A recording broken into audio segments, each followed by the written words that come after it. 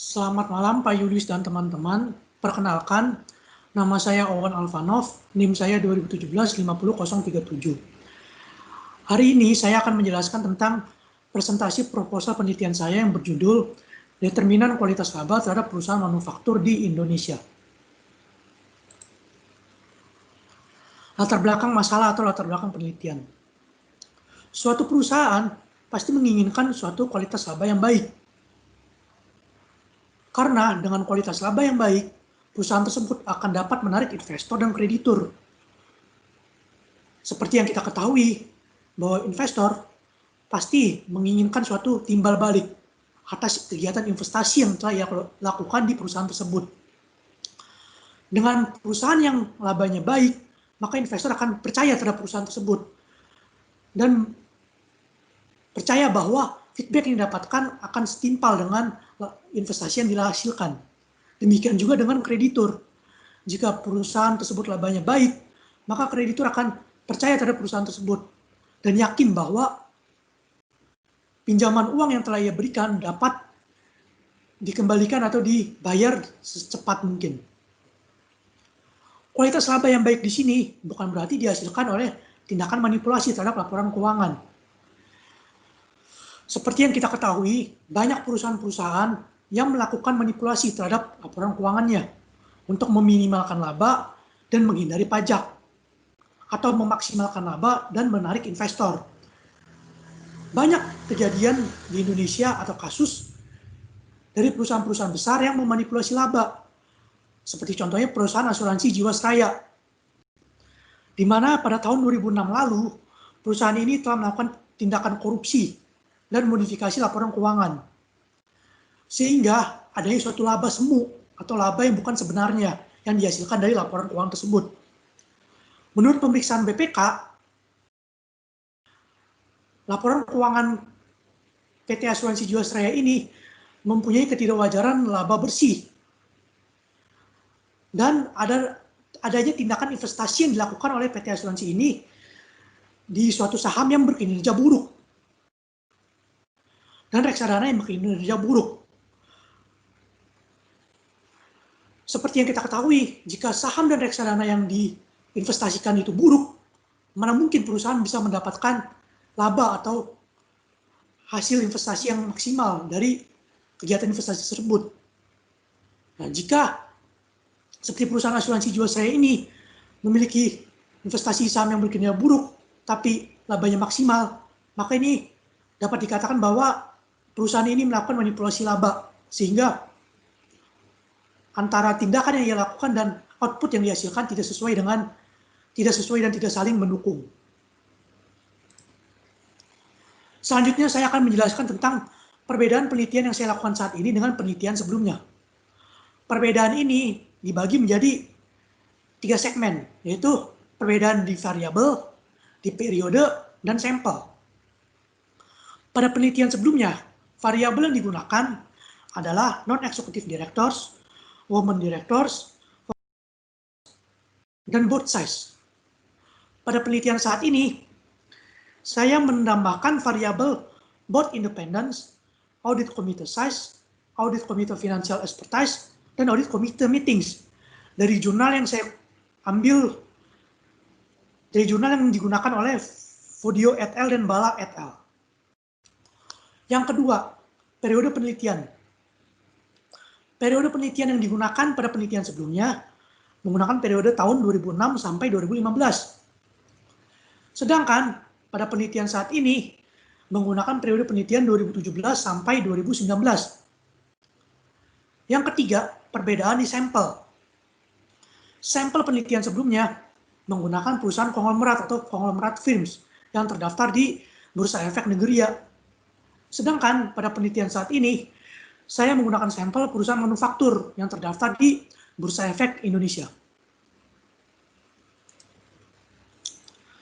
Rumusan masalah. Berdasarkan variabel-variabel tersebut, maka dibuatlah suatu rumusan masalah sebagai berikut. Yang pertama, apakah non-executive directors berpengaruh terhadap earnings quality? Yang kedua, apakah women directors berpengaruh terhadap earnings quality? Yang ketiga, apakah foraging directors berpengaruh terhadap earnings quality? Yang keempat, apakah foraging directors, apakah board size berpengaruh terhadap earnings quality? Yang kelima, apakah audit committee size berpengaruh terhadap earnings quality? Yang keenam, apakah board independence berpengaruh terhadap earnings quality? Yang ketujuh, apakah audit committee financial expertise berpengaruh terhadap earnings quality? Dan yang ke-8, apakah audit committee meetings berpengaruh terhadap earnings quality? Yang selanjutnya, saya akan menjelaskan tentang tujuan dari penelitian saya. Tujuan dari penelitian ini adalah sebagai berikut. Yang pertama, untuk mendapatkan bukti empiris mengenai pengaruh non-executive directors terhadap earnings quality. Yang kedua, untuk mendapatkan bukti empiris mengenai pengaruh women directors terhadap earnings quality. Yang ketiga, untuk mendapatkan bukti empiris mengenai pengaruh foraging directors terhadap earnings quality. Yang keempat, untuk mendapatkan bukti empiris mengenai pengaruh board size terhadap earnings quality. Yang kelima, untuk mendapatkan bukti empiris mengenai pengaruh audit committee size terhadap earnings quality. Yang keenam, untuk mendapatkan bukti empiris mengenai pengaruh board independence terhadap earnings quality. Yang ketujuh, untuk mendapatkan bukti empiris mengenai pengaruh audit committee financial expertise terhadap earnings quality. Yang kedelapan, untuk mendapatkan bukti empiris mengenai pengaruh audit committee meetings terhadap earnings quality. Yang selanjutnya, saya akan menjelaskan tentang manfaat penelitian. Manfaat penelitian di sini dibagi menjadi 3, bagi manajemen perusahaan, bagi investor, dan bagi penelitian selanjutnya. Yang pertama, bagi manajemen perusahaan. Manfaatnya adalah untuk pengambilan keputusan manajerial yang tepat. Dengan ini, maka diharapkan manajer dapat mengambil keputusan yang tepat yang didasarkan pada acuan atau teori-teori yang ada dan didasarkan pada kondisi lapangan dan situasi perusahaan yang sedang terjadi. Sehingga keputusan yang diambil oleh manajer tersebut dapat menguntungkan perusahaan dan pihak-pihak yang terkait dan tidak merugikan perusahaan ataupun pihak-pihak yang terkait. Yang kedua, bagi investor, menjadi kriteria untuk berinvestasi. Dengan adanya penelitian ini, maka investor diharapkan dapat menentukan kriteria-kriteria tertentu untuk melakukan investasi di suatu perusahaan yang kualitas labanya baik. Karena seperti yang kita ketahui, investor tidak ingin berinvestasi di suatu perusahaan yang kualitas labanya jelek atau buruk. Dengan adanya penelitian ini, maka diharapkan kualitas laba yang baik, investor dapat berinvestasi di perusahaan yang berkualitas laba baik. Yang selanjutnya adalah bagi penelitian selanjutnya. Dengan adanya penelitian ini, diharapkan dapat menjadi penoban untuk penelitian selanjutnya atau dapat dijadikan acuan untuk diteliti lebih lanjut mengenai pengaruh kualitas laba terhadap perusahaan manufaktur yang terdaftar di Bursa Efek di Indonesia. Yang selanjutnya, saya akan menjelaskan tentang teori yang dipakai. Teori yang dipakai, teori yang pertama adalah teori keagenan. Di mana teori keagenan ini merupakan teori yang menjelaskan tentang hubungan antara prinsipal dan agen. Di mana prinsipal dapat dikatakan sebagai manajer atau perusahaan dan agen adalah pihak luar atau investor yang melakukan investasi. Kegiatan ini dapat diasumsikan sebagai perusahaan yang melakukan kontrak. Ada hubungan kontrak antara agen dan prinsipal. Dan adanya diibaratkan seperti perusahaan asuransi yang adanya jaminan dan dari kegiatan atau kontrak yang telah dilakukan setelah beberapa tahun kemudian. Selanjutnya yang saya akan jelaskan adalah teori akuntansi positif. Teori akuntansi positif menyatakan bahwa ini menjelaskan suatu upaya atau proses yang menggunakan kemampuan, pemahaman, pengetahuan akuntansi, serta penggunaan kebijakan akuntansi yang paling sesuai untuk menghadapi kondisi tertentu di masa yang akan datang. Nah, dalam penelitian ini, saya menggunakan teori ini untuk memberikan pemahaman kepada setiap orang membacanya agar dapat memberikan kebijakan-kebijakan akuntansi yang sesuai untuk perusahaan di masa yang akan datang. Nah, selanjutnya saya akan menjelaskan tentang penelitian terdahulu. Ada beberapa penelitian yang dilakukan oleh penelitian-penelitian terdahulu. Yang pertama, penelitian terdahulu mengenai pengaruh non-executive directors terhadap earnings quality. Menurut penelitian yang dilakukan oleh Murayev et al. Tahun 2016, beliau menyatakan bahwa non-executive directors memiliki pengaruh yang positif terhadap earnings quality.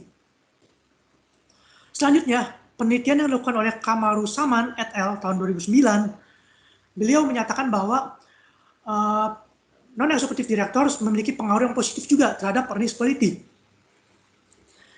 Penelitian lain yang dilakukan oleh Adelpo tahun 2009 menyatakan bahwa non-executive directors memiliki pengaruh yang positif juga terhadap earnings quality. Yang terakhir, penelitian dilakukan oleh Adenimpe dan Peace pada tahun 2011. Beliau juga menyatakan bahwa non-executive directors memiliki pengaruh yang positif terhadap earnings quality. Yang selanjutnya saya akan menjelaskan tentang penelitian terdahulu mengenai pengaruh women directors terhadap earnings quality. Penelitian pertama yang dilakukan oleh Feli pada tahun 2016. Beliau menyatakan bahwa women directors memiliki pengaruh yang positif terhadap earnings quality. Penelitian yang kedua yang dilakukan oleh Al-Hayere dan Lam pada tahun 2004 menyatakan bahwa women directors tidak memiliki pengaruh yang signifikan terhadap earnings quality.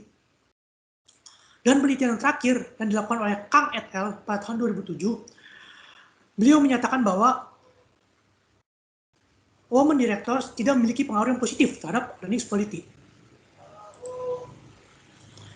Yang selanjutnya, saya akan menjelaskan tentang pengaruh foreign directors terhadap earnings quality. Berdasarkan penelitian yang dilakukan oleh Al-Zawibi pada tahun 2006, beliau menyatakan bahwa foreign directors memiliki pengaruh yang kuat terhadap earnings quality.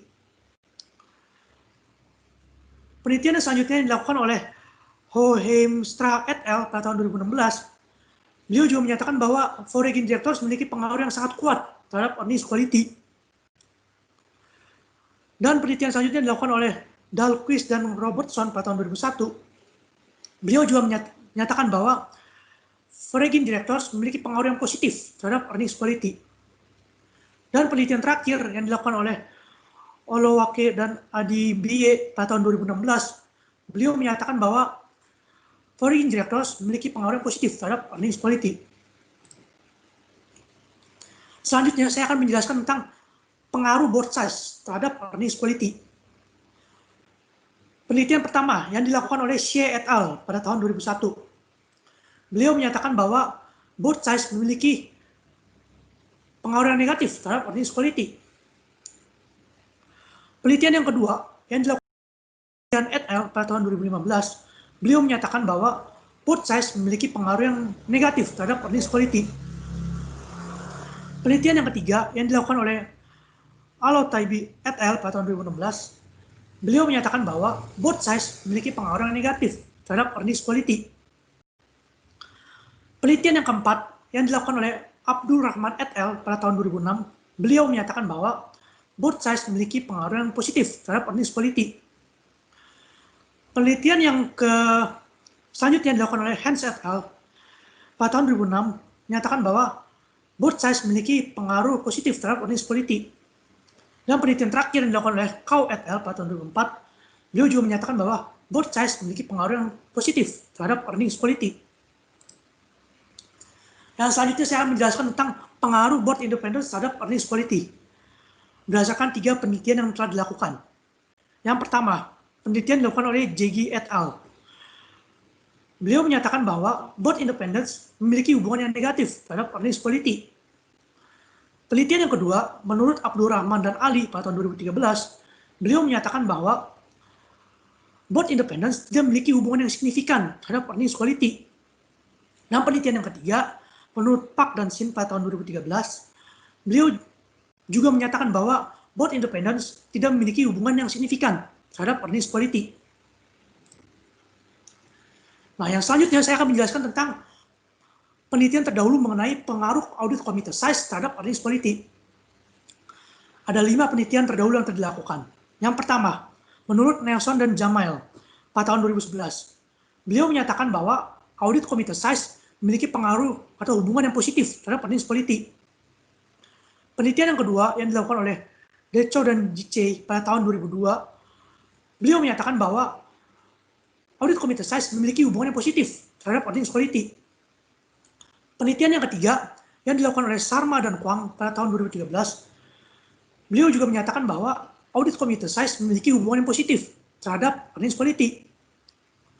Dan penelitian yang keempat yang dilakukan oleh Yang dan Krisman pada tahun 2005, beliau juga menyatakan bahwa audit committed size memiliki hubungan yang positif terhadap earnings quality.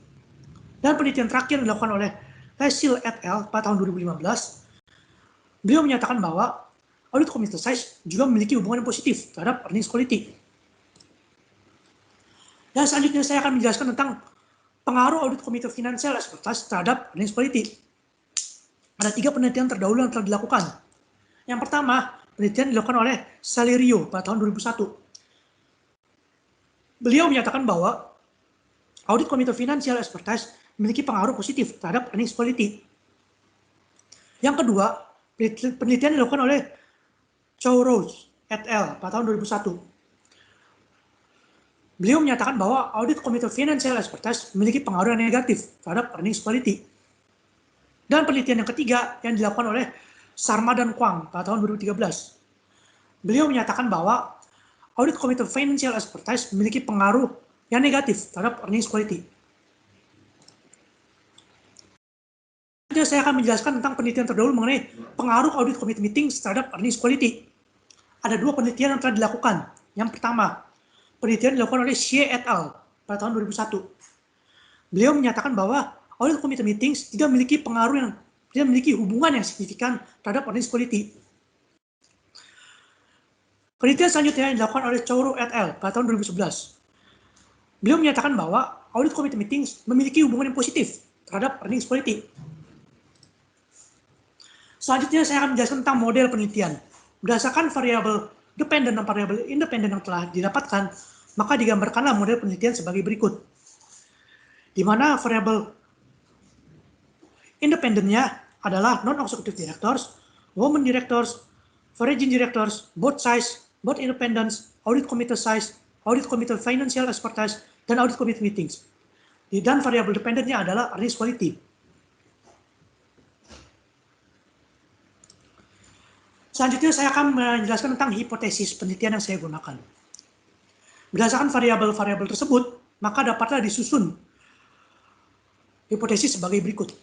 Yang pertama, HA1. Terdapat pengaruh non-executive directors terhadap earnings quality.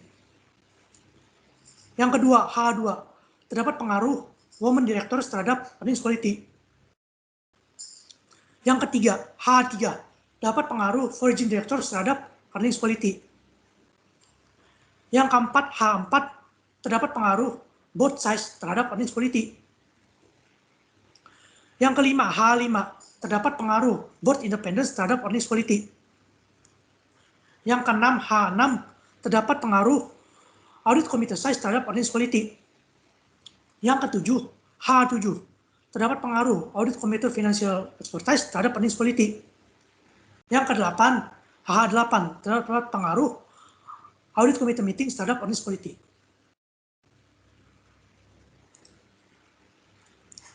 Yang selanjutnya saya akan menjelaskan tentang jenis penelitian yang saya lakukan. Adalah kausalitas, di mana penelitian ini berusaha untuk menjelaskan pengaruh antara variabel dependent terhadap variabel independent. Pengaruh antara variabel independent terhadap variabel dependent, yakni earnings quality, berdasarkan 8 variabel tersebut. Populasi penelitian. Populasi penelitian yang saya gunakan adalah perusahaan manufaktur yang terdaftar di Bursa Efek Indonesia. Sampel penelitian.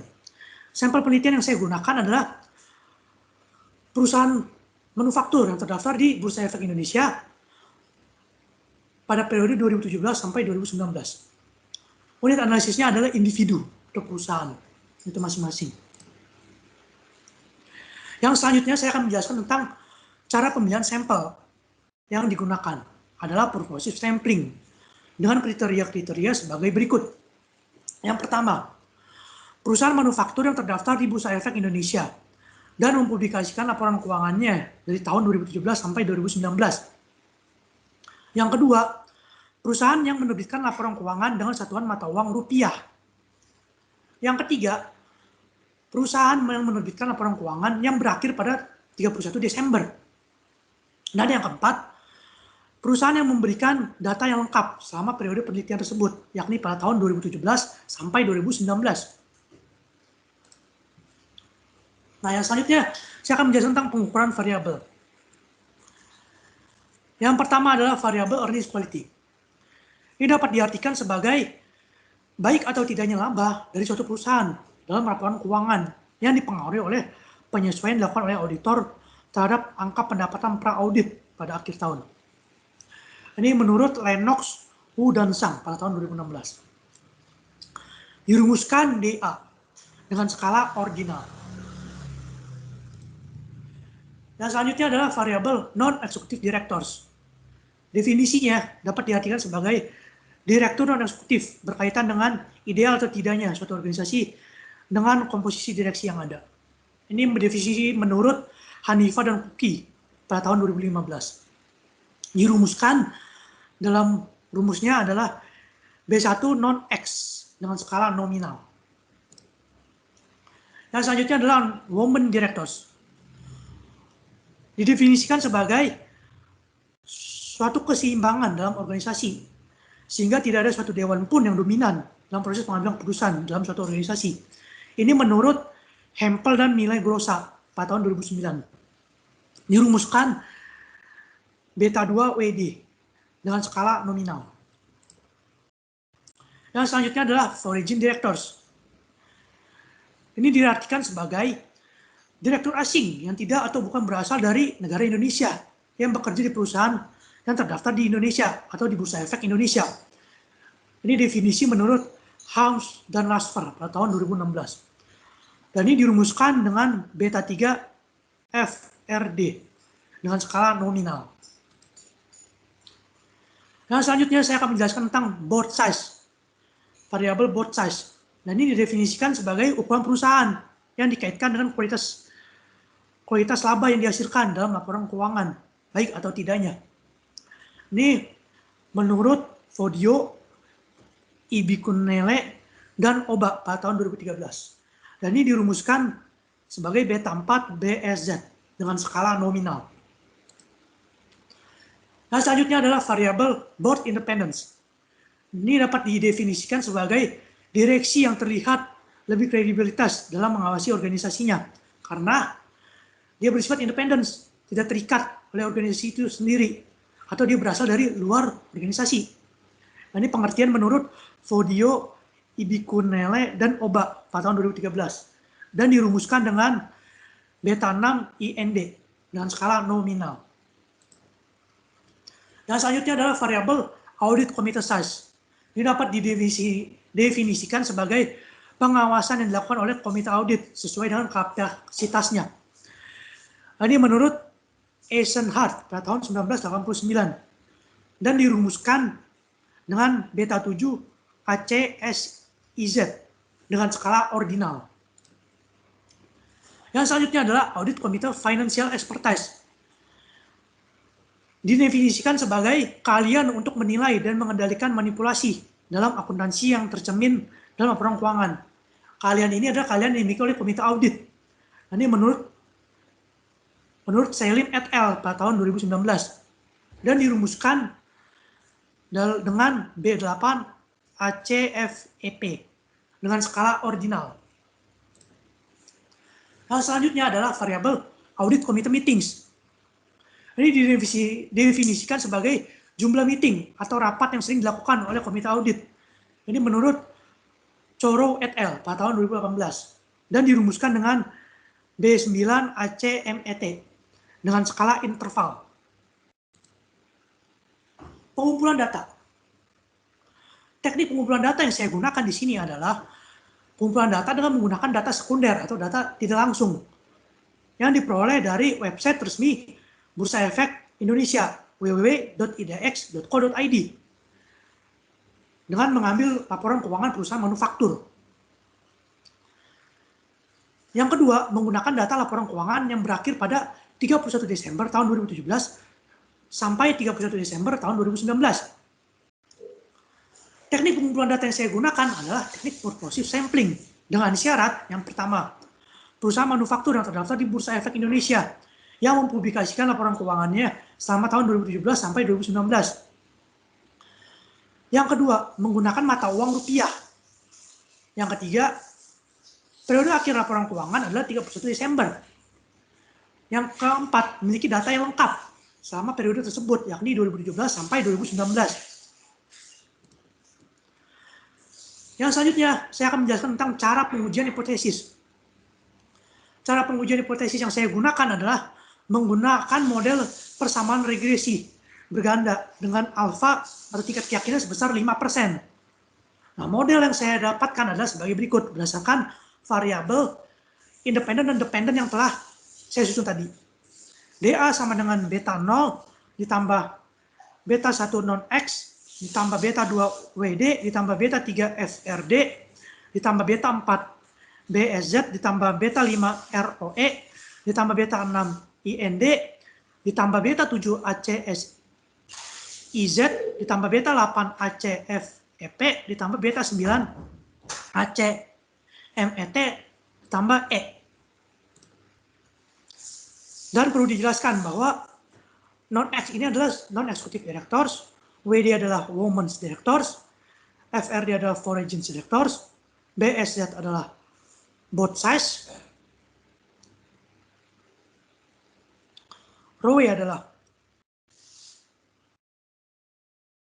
return on equity, IND adalah board independence,